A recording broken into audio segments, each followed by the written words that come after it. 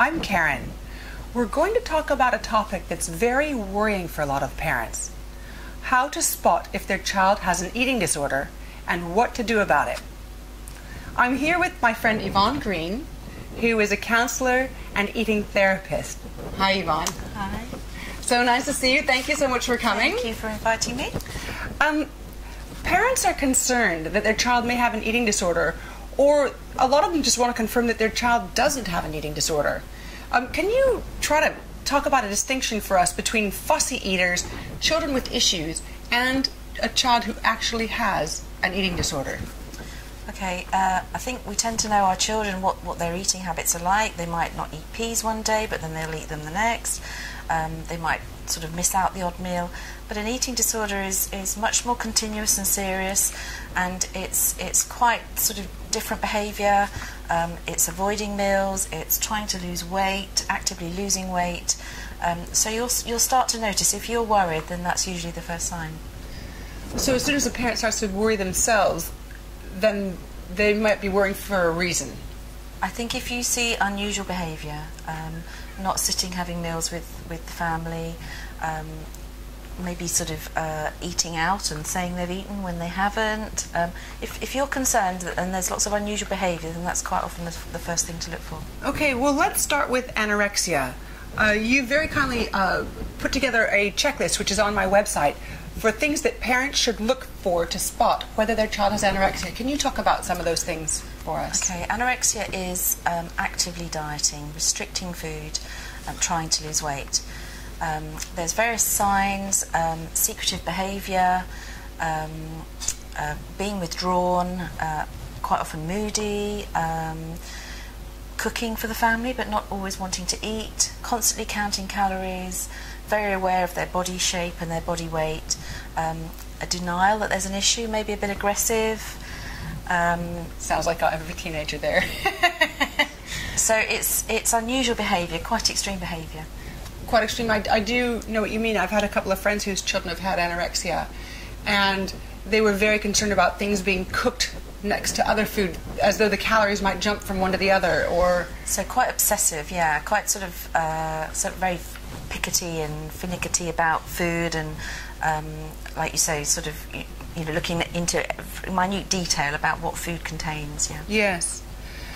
So, when is it that a red flag goes up and you realize, oh, I have to do something about this? Is there a line that can be drawn there so that parents know when the time is right to jump in? I think if there's health issues starting to become obvious, you know, maybe they are really losing weight. The diagnosis for anorexia is BMI of 17.5, and that's when the health professionals would get involved, and they might be hospitalised because they're losing weight. They might be looking unhealthy. Their hair might be dropping out. Maybe they're lackluster. They're not concentrating. They're not really interacting. A bit vacant. Yeah, a bit vague, and not sort of being able to sort of continue a conversation. Yeah. So BMI 17.5. That's your real red flag that something is really a problem here. That's quite low. That's low. So you will know. Yeah. Now let's move on to bulimia. Can you tell us what are the symptoms of bulimia? What are the signs that parents should be looking for? Well, bulimia is binging and then purging. So it's eating large amounts of food and then feeling guilty and vomiting or using laxatives. It's a bit harder to spot because they tend to stay the same weight, or maybe sort of put on weight, actually. I've noticed some children get to be a little bit pudgy almost. Yeah, because they're quite often starts with dieting or restricting food, and then they get really hungry or have cravings, and then they eat lots of junk food or all the wrong things, and then they feel really guilty, and then they vomit. So they're not actually losing weight because vomiting doesn't get rid of all the food. So it's a bit harder to spot. But secretive eating? Secretive eating, buying large amounts of food, keeping it in their bedroom, sweet wrappers down behind the sofa. I suppose you notice the tub of ice cream is suddenly gone, or... Yeah, large amounts of food disappearing from the fridge, yeah, that sort of thing. Right. I think that one of the biggest problems for parents is that they really just don't know what to do. They're worried that if they bring up the food issue, they'll cause a problem where there isn't one, or they're worried that if they do nothing about it, it will become further entrenched. And also, I think quite a few parents just don't know what to do at all, so they do nothing in the hope that it will just sort of magically go away. What would you say to these parents? Research has shown that if you catch an eating disorder early and get some treatment, it's much more likely to be dealt with and not reoccur. Catching it within the first few months is really important because it can become entrenched and more difficult to deal with as an adult. It's much better to do something than nothing. It's a judgment call on the parent to decide, is this, things aren't as they should be. Much better to get some help than not. What would you say to a parent who goes to their child and then gets the aggressive denial? It's quite difficult. Teenagers are difficult anyway, so you might not get the answer you want. There are lots of places you can go and get help for yourself, because as a parent it's a really tricky thing to deal with. We're not sure what we should be doing, whether it's our fault. It's a big problem for parents, so there are lots of places and organisations where you can get counselling for yourself to know how to deal with this. It's really important that the carers know how to handle these difficult situations. I think you've touched upon something that is potentially quite an issue, which is when it comes to eating disorders, I think that a lot of parents feel that it might be their fault.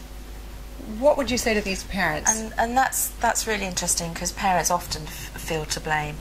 Eating disorders are really complex. It can just be a faddy thing that started at school, someone's dieting, or some habit that they've noticed someone else doing. But it's not just one thing that triggers them. There's a whole range of different things that are going on. So it's not, we can't lay blame with any one thing really. That's why it's useful to see a specialist, get some help, find out what's going on, get the family involved, the carers involved, and look at the whole thing in a big way.